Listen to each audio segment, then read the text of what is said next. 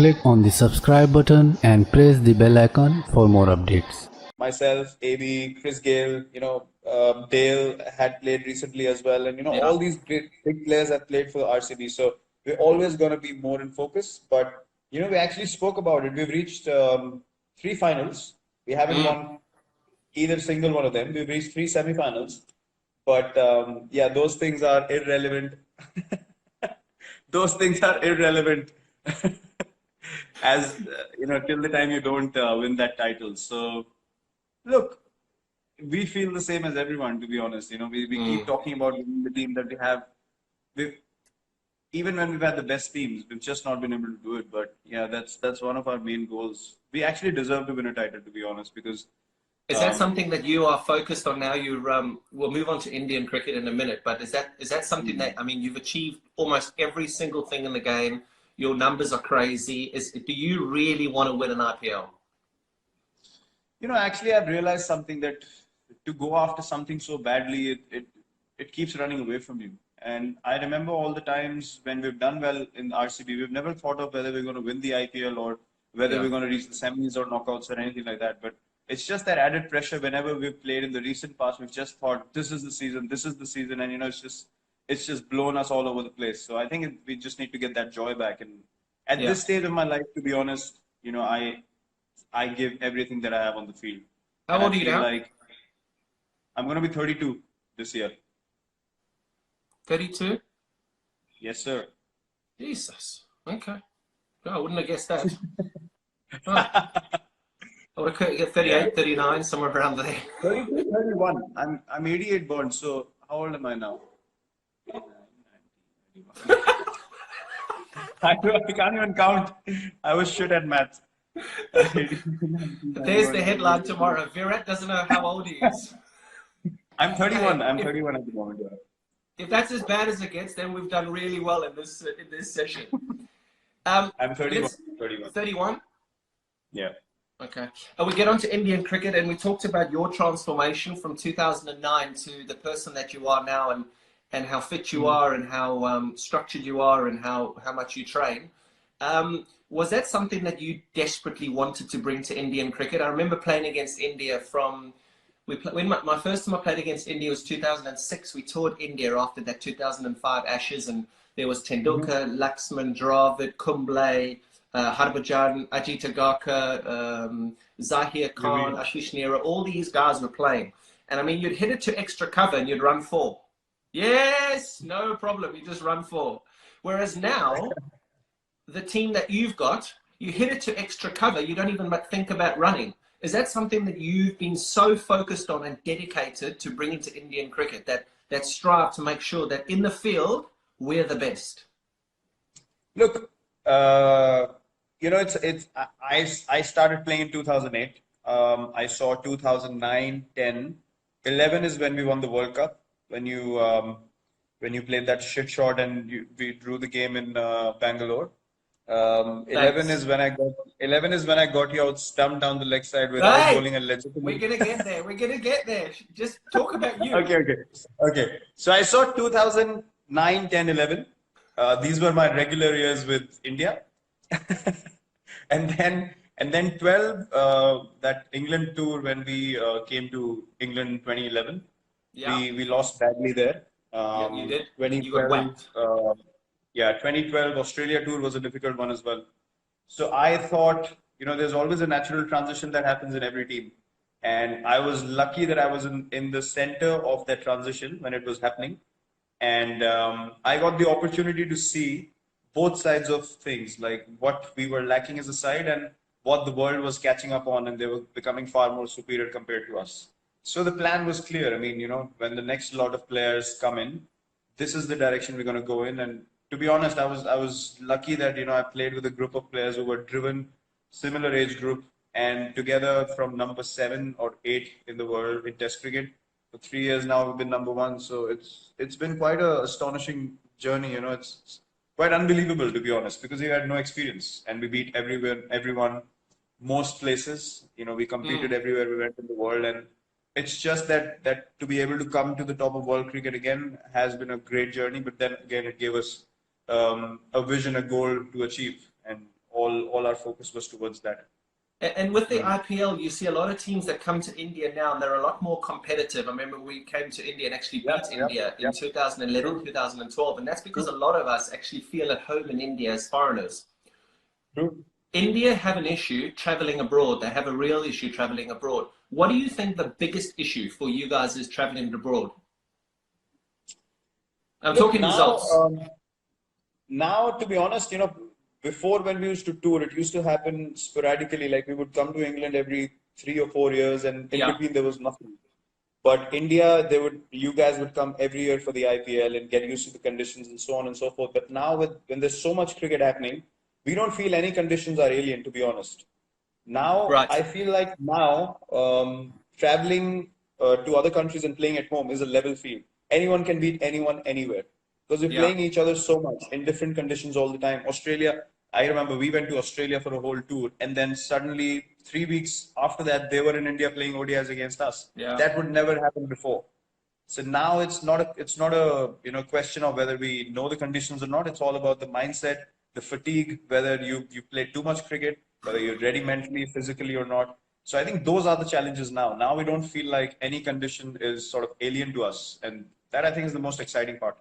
Do you feel like you play too much? I remember in my career, I was having huge arguments and disagreements with the ECB because of my schedule. And all I wanted the ECB to manage was my schedule, because I was playing every T20 game, every one-day international, every test match cricket. And I didn't want to miss out on the IPL, which is what guys don't miss out on now.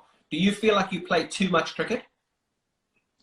Look, I've been taking breaks. Honestly, I felt like last 2-3 seasons I was doing too much, so I started taking breaks every now and then, T20 matches here and there, maybe a ODI series here and there, because I didn't want to miss any Test cricket, to be honest. And T20 cricket in between, I just felt like there were too many games that had no relevance, and I'd spoken about it in the press as well quite a few times that you just can't have matches where you have zero sort of motivation or energy, and I don't like to play like that. Yeah. But I've just thought about it. I've been playing 3 formats for 9 years now, including the IPL, along with captaincy for 6 years. So it's not easy. It's not easy. No. But No.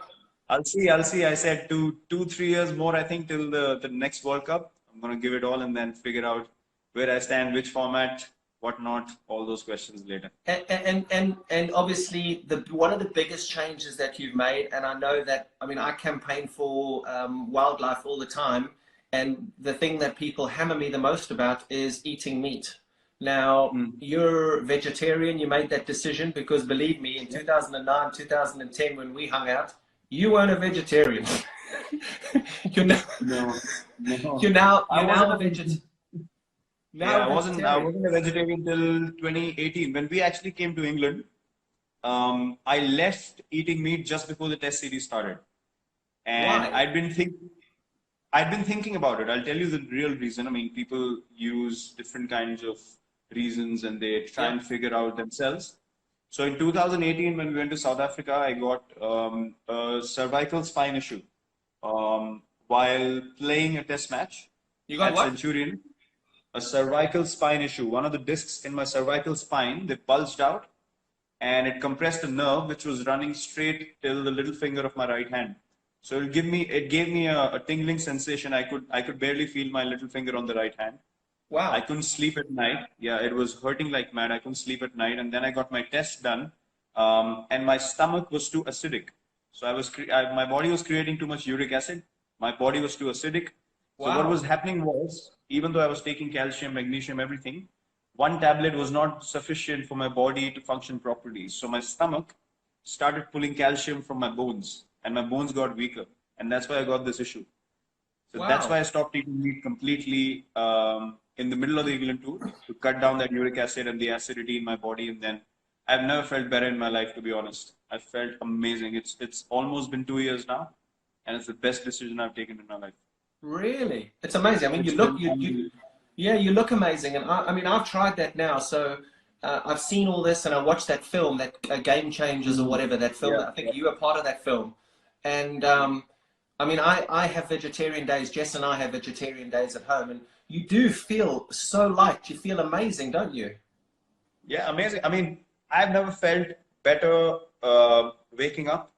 I've never felt better when I have to recover after a game. I mean, if you make me play 3 games a week, which are intense, I'm at it 120% every game. I can recover within a day after a test match and go on another test match. It's so much better than being on meat. Being vegetarian now made me feel. Honestly, I felt like, why didn't I do it before? You know, I should have done it 2-3 years earlier.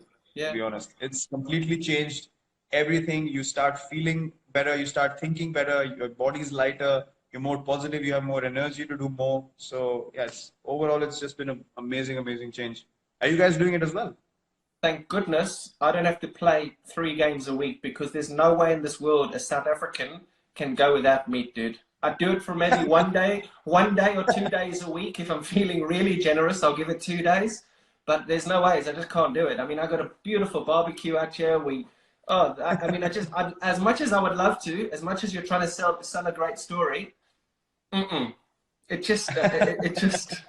I do feel great. And that movie, mate, that Game Changers film that I watched, it really does paint a really good picture. But I just couldn't do it, mate.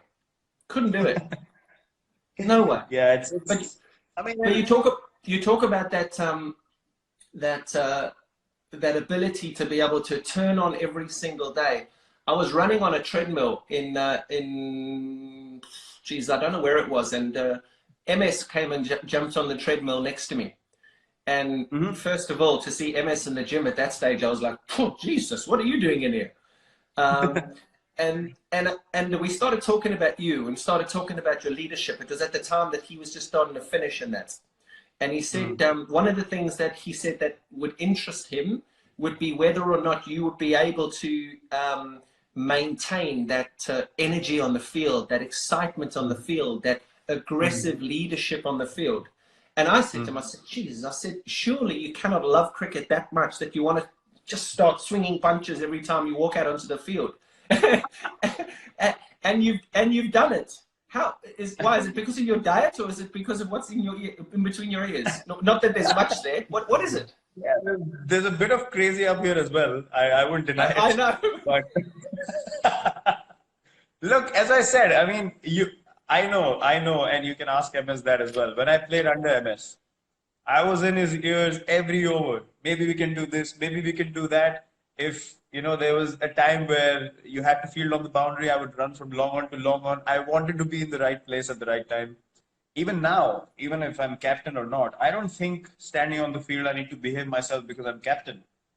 I need to be able to enjoy the game first and think about strategy and all that later, because that is who I am. So I cannot play any other way. I will give 120% every ball. And I made a promise to myself, the day I stop feeling like I can do it, I'll stop playing. Really? I want to be able to play till the time I play the way I play right now, with the same intensity. So we're going to have to keep talking over the next few years about how you want us to jump in a UFC ring every time you up on a cricket field. I just like to get it going. I was going to swear a little bit, but I'll stop. That's what my teammates and bowlers say as well. They say, you celebrate more than us when we take a wicket. I mean, I can't control myself. It's a good thing. It's a good thing, yeah. I spoke to Rohit last week, and we were talking about sledging, and we were talking about aggression on the field, and he said, well, we do have a fairly aggressive leader. And I just started pissing myself. I was like, oh, yes, just a very... I mean, that helps. Huh? Yeah, that surely helps. Anyone who's feeling a bit, whether I should say something or not, they just need to look at me and say, no problems, go for it. But clearly you love the dudes off the field, and you just get into that. It's called white line fever, isn't it? Where you get over that white line, and I know there's millions of people who are going to watch this and are seeing this. You just have the white line fever where you will just do anything within the rules to win the game for India. It's simple. Yep, absolutely. And look, I've known you for a lot of years now. And, people say, I've experienced something very strongly. When people don't know you, they have a very, very different picture of you that they paint in their heads. And I have no problems in people thinking that the person might be like this. But when you don't know the person, when you haven't interacted with the person, for someone to say that the guy is like that, I don't agree with that, because you can't create a reality for someone else in your own head and then treat them accordingly. I never do that. I would meet people. I would get to know you, even though I see your body language on the field and I feel like, oh, that doesn't seem really nice. But if you meet me outside the field and we got along, I got along with Bouch. You know, there were different views about Bouch as well. I got along with him amazingly well, with you as well. So it's about accepting people the way they are, and I think that's important. You step off the field and you accept people as just human beings. When your competitive spirit comes out, there's no problem in being competitive, being aggressive. You've had duels on the field. It never gets to, you know, physically punching someone in the face. I mean, it would never get to that. It's basically just, maybe with you it could have a few times, but not with me. Not with me. I'm too small. I can't take on the big guys physically. That helps. Does the IPL and the friendships that you've created in the IPL make it a little bit more difficult to, when you're playing against Australia, to give a volley to a teammate in another opposition, or does it not matter? When you're playing for India, you're playing for India, and I don't care if you play for RCB, with me, without me, whatever it is, I'm going to beat you, and that's it. Look, IPL has definitely made things much better when it comes to respecting people, especially when you get to know someone. You know, you don't feel internally. I mean, I played against AB. Never in my dreams will I think of sledging AB. It just won't come to me naturally. Yeah. I would just say, okay, if opportunity comes to me, I'm trying to take that opportunity with both my hands any day of the week. I want to get him out, but I won't get into his face in a way that, you know, it can spoil our friendship, our relationship, because you understand at the end of the day, those things last you longer in life. So whoever you get to know, obviously, it's a mutual respect. Both ways, the line is not crossed. But otherwise, you know, we're always looking for something spicy to get into the zone eventually, because you want to be at your best. And if that's what gets you on, why not? What's been your most fun innings? I'm not going to ask you what's been your best innings. What's been your most fun innings? Because I actually got asked this in an interview a couple of months ago. I was doing something and I said, what's been your most fun innings? And I was like, shit, I've never been asked this before. It's always, what's your best innings? What had the most impact? What's been the most fun? The one where you just got, that was so much fun. It's just like, Jesus, I just got there and I just went bang, bang, bang, bang. Do you have any? It's a tough question, isn't it? Yeah, I do have one. It was against Kings 11 in the IPL. It was, I think, a 14 over game or 15 over game, and I got 112 overs. I remember. And yeah, so that was one of the days where I felt like, geez, I'm just you know, connecting everything, and you just felt like you couldn't get out. And I've never felt like that before. Just to be able to hit every ball and not have that fear of getting out. It was amazing. So that has been my most fun innings. What about you? And talking, mate, it was such a long time ago. Huh? Do you remember? No, I'm sure you don't remember any of your innings after I got you out. You know, I was going to talk about your bowling there, but the one before I get to your beautiful length that you used to bowl and that very, very, very traditional action. Excellent. What? You talk about fear, and there'll be a lot of youngsters watching this, and people say, oh, play without fear. Don't worry about the consequences. For youngsters watching this, in your position, walking out to bat, now you're lucky. You've made it in the game. You're the best that's playing at the moment. Your numbers are fantastic. At the start of your career, or in the middle of your career, even now, what's been your lowest, the lowest you've been? What's the lowest you've been in your career? I think the lowest point in my career was the England tour in 2014, where that's one phase where I felt like, you know, when as a batsman, you know you're going to get out in the morning when you wake up. That was the time I felt like that there's no chance I'm getting runs. Really? And yeah, to be able and still to get out of bed and, you know, just get dressed for the game and to go out there, to go through that knowing that you will fail was something that just ate me up. It just demolished me completely. And I promised myself I'm never going to allow myself to feel like that ever again in life. But that was the lowest point and that happened for all the younger guys listening. to think right in the game. That happened because I was too focused on doing well from a personal point of view. I wanted to get run. I could never think of what does the team want me to do in this situation. I just got too engulfed with England tour. If I perform here, Test cricket, in my mind, I'm going to feel established and all that crap on the outside, which was not important at all. It just ate me up. I just kept going into a downward spiral, and I just couldn't get out of it. Horrible.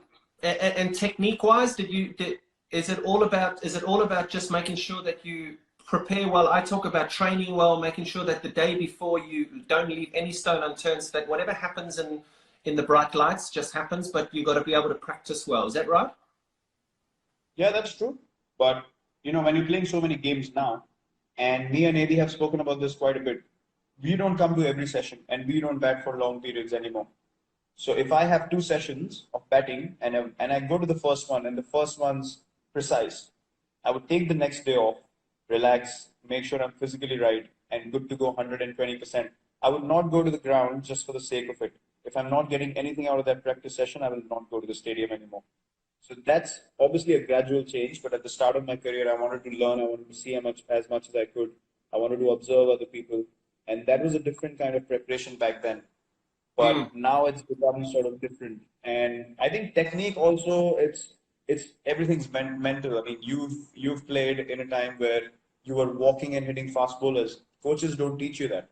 So it's innovation, it's staying ahead of the opponent, it's thinking one step ahead of the opponent. And these things, if you're aware, if you're thinking about how to win the game for your team, these things come to you. If you're too personal in your approach, you're too self-centered, you're thinking only about yourself, then you're just looking for ways to get out eventually. Because people are going to find you out. You're not getting out of your comfort zone because you don't want to fail. So this is a gradual sort of transition that happens over the years. But as a youngster, I was at every practice session. I was in there. I just wanted to be watching people, observing, asking questions. I think conversations are the most important thing for any cricketer. Yeah, USAR used to run at batters, and they don't coach that. They also don't coach the switch hit, something that you can't do. So at least there's something I can do that you can't do. Yeah, I know. And something that you will never be able to do, and I did, which was to get you out. that's where we're moving on to now. I just want to tell every single person watching this that I mean, I would love to show you our WhatsApps. He's mentioned about 75,000 times in the last 3 or 4 days since we said we'd do this interview. When can I talk about how I got you out? When can I? And I can't remember. You can't remember? I don't know exactly. I think it was Southampton T20, if I'm not wrong. Stump down the next side. It was your famous one-leg flick where you took your back leg off the crease and MS got you stumped. And by the way, I'm the only bowler in cricket history. Know this. I'm the only bowler in the history of cricket to get a wicket in international cricket without bowling a legitimate delivery, and you were the batsman. I got you stumped on a wide ball. It was 0 balls, 1 wide, 1 wicket. No one's done that. No one. Wow, thank you so much. The thing is, there's method in my madness, mate. I just wanted to be able to produce something for you that was something we could talk about in the future years. When you join us in the commentary box, it'll be something we talk about, that we show. I mean, it's friendship. I saw you walking off, and you'd played with me 2 years, and you wouldn't even look at me. I was celebrating. You were so embarrassed. You just looked down and you walked away. And I laughed so hard after that game. I was like, bloody hell, he didn't want to look at me because I would have laughed in your face.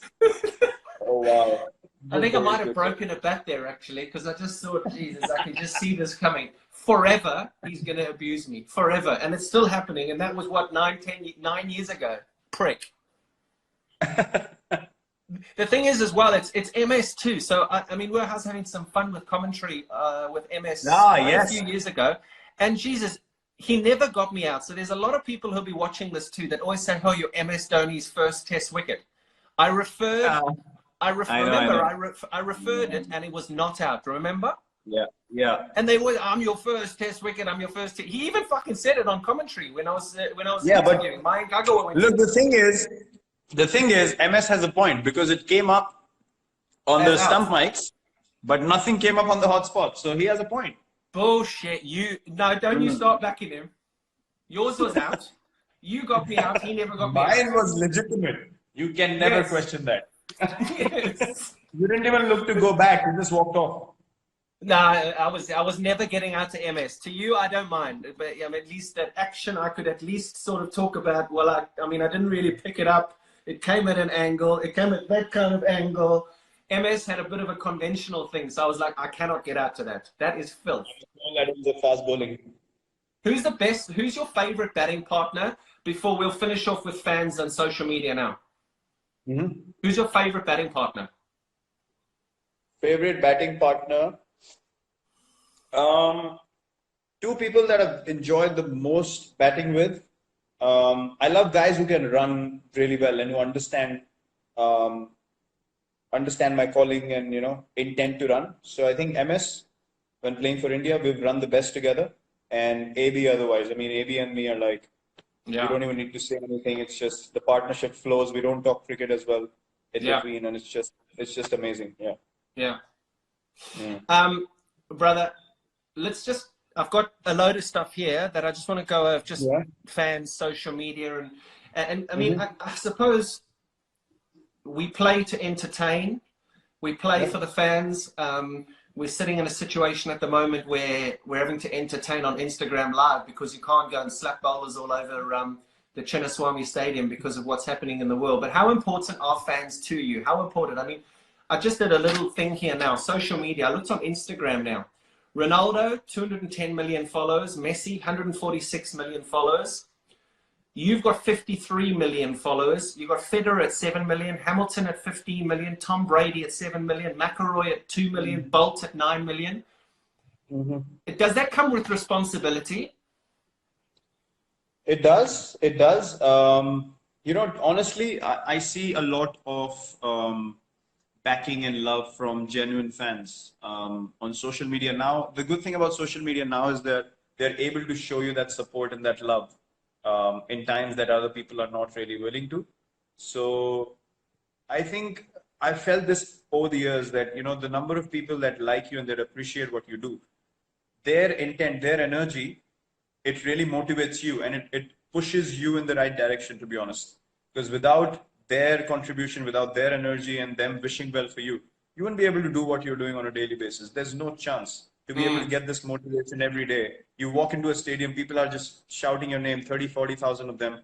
You just get into a zone. There's no denying that. So, I mean, these are things that you can't replicate anywhere else. And I absolutely have total respect for that. Fans that genuinely love the game, genuinely love what you do, and they respect good and bad equally. Hats off to them, honestly. Big respect. I tell you something, you talk about the fans going crazy. I mean, when you walk on the field anywhere in India or wherever, I mean, it's chaos. And I remember playing with Tendulkar, with Sehwag, with Yuvi and MS, and it being exactly the same way. One thing I will tell you is that when that happens now and you say you get into the zone, just appreciate it. Because if I think there's one thing that I miss, I remember playing all those days and you walk onto the field. I remember just playing at the Ferocious Kotler for Delhi and having that one bumper season. And for the rest of the time, it was just like every time I walked out, like you've got to just, you really have got to just, you've almost got to just bottle it up and just remember it. Because, dude, those are the best days of your life when people are going crazy like that. Absolutely. I totally agree with you. I think these are things that one needs to appreciate. We are a bunch of the lucky few that get to experience this. Yeah. Even today, with, you speak about difficult times now and you understand that the kind of place you are in right now, you said you have space to move around, you have a garden, you have a pool. I see the current situation where people don't have jobs, they're struggling on a daily basis. Yeah. You can't have any other feeling than to be grateful. Just have the most amount of gratitude you can, because God has put us in a place where we don't have to go through those moments. And if in this place as well, we sit down and complain about things, I don't think that that's fair. So, it's just looking at what's happening all over the world. It just makes you feel, where was I really heading? Which direction does my life really want to go in? And I think this time will really make us all reflect on it. So, yeah, this is indeed a blessing that we have. I'm going to finish off now. We're going to finish off just with some fans' questions. I went through a load of them. There's about 5 or 6 here, and then I just want one other thing, and then you're done and dusted. You can go back to sweeping the floor and mopping your bathroom. Ronaldo or Messi? Ronaldo. Why? Work ethic, drive, passion, all the crap, noise on the outside, deflect it, move ahead, know what you need to do, and just get done. Will you shave your beard off? No, never. Why? Chico. No, I don't have cheeks anymore, but Chico. you know, I look horrible without a beard, so I would never have shaved it off. Never. Favorite destination to go with your missus? No cricket. Favorite destination? No cricket. Queenstown. We went the year before, we went to New Zealand. Or last year, 2019. Queenstown, hands down #1. And then wildlife safari in South Africa. We need to come to your lodge next. Yeah, well, let's hope we get some time. It's crazy there. I mean, it's amazing that whole tourism industry, the whole travel industry. I mean, there in Kaziranga, where I was a couple of weeks ago, that's completely shut down for tourism. And then South Africa is completely shut for tourism. And goodness, and so many of my mates there now. I mean, we've had to close our lodge. We've had to, when we're looking after our staff and making sure that they've got 100% pay because they are just amazing. But geez, it's a sad situation. But you'll do that. You guys will get out there for sure. Favorite cricketing memory? Actually, coincidentally, you've just called me on the day that we won the World Cup, so that has to be the favorite cricketing memory for me. Was that 2011? Yeah, today. Really? Okay. What a day to call, Kevin! And I'll only like this one if you answer it the right way. Now be very careful how you answer this, because this could end badly for you. Your favorite commentator? My favorite commentator is... It's easy.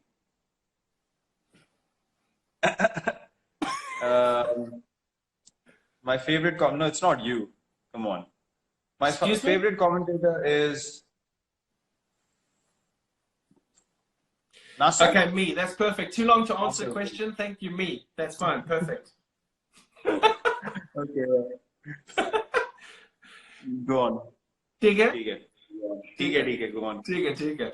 And then I'm going to say there's 2 more things now. Tell me about that. You told me about this the other day that I'm very interested in because I've never known anything about it. Your foundation that looks after all the non-cricketing athletes. What's that all about? Yep. Set up the foundation in 2013, got it registered in 2016. Then we started collecting funds. We started doing events, dinners, charity functions, fundraisers, a few auctions here and there. And then eventually we started giving out these scholarships. So we understood the challenges. So in India in cricket, we have decent facilities to be able to make a career out of, playing cricket, and you have enough academies and places to practice. But other sports, there are not many places that you can go and have quality practice, quality facilities. So we wanted to identify for sport in general in the country, who are these people? And we have a panel of elite sports people who have played for the country, represented in different sports over the years. So they select people, they track their progress, young kids, 14, 15, 16, who have potential to eventually go on and become world-class athletes, maybe Olympic medal winners or something like that as well. So we take care of their progress. We provide nutrition. We have a few tie-ups with hospitals, nutrition companies. We provide coaches to them as well. We provide counseling as well through these experts that I mentioned. So yeah, we track their progress and all over India. Sorry? All over India. All over India, yeah. All sports. Wow. So we obviously track their performance. Anyone who's doing really well and we feel like they don't have the right kind of facilities, we just pull them out, bring them into the program and just give them a scholarship where we say, we're going to take care of you. We're going to send you to tournaments, take care of your travel, nutrition. You don't need to worry about anything. So we just give them an opportunity, a platform and a chance. Amazing. Well done, mate. Well done. The last, I actually thought there's one more thing, but there's one other thing. Golf. Am I going to get you into the game of golf? Never, never. Why? What's wrong with you? Because you haven't played golf with me. I played golf with Boucher, Callis, Dale in 2008. We went to a golf course in Bangalore, and I just couldn't keep my legs in place. I just kept hitting everything over covers because I would clear my leg and slog it like we do in cricket. And they said, you got to fetch the ball and play it again. I was like, no way I'm playing this sport again. They bloody sent me into the bushes 3 times. I was like, thank you. Take your golf club, I'm going in. Your missus has just put a message up there. Chalo, chalo, chalo, dinner time. So I'm going to ask you one more question.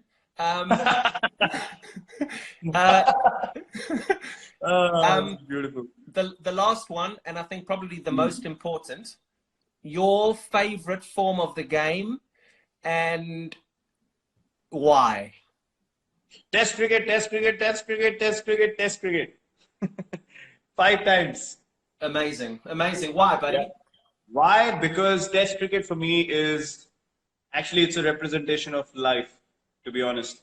You gotta keep going when you don't score runs. You gotta clap for everyone else when you haven't scored a run. You gotta give everything that you have. You gotta go back into your room, have that same routine, wake up every morning, come out to play whether you've done well or not. And in life you have to do the same. You just don't have an option of not competing or not participating. So for me, test cricket is life, and I've learned the most. Playing test cricket, it's made me a better person. Amazing. And you know what? I said that the other day when they said that they wanted 4-day test matches, and you came out very strongly and you said, no, I'm not interested in 4-day test matches. I only wanted 5-day test matches. They tried to get me to do something quite lengthy in a debate show. And I said, guys, the facts of the matter are that Virat doesn't want 4-day test matches. So 4-day test matches ain't happening. And on that note, go and enjoy your vegetables. Have a banana. Cheers. I love you, brother. Cheers, KP. Thanks. Good to see you. Bye, buddy. Bye, mate. Bye, bye, bye. Cheers. Bye.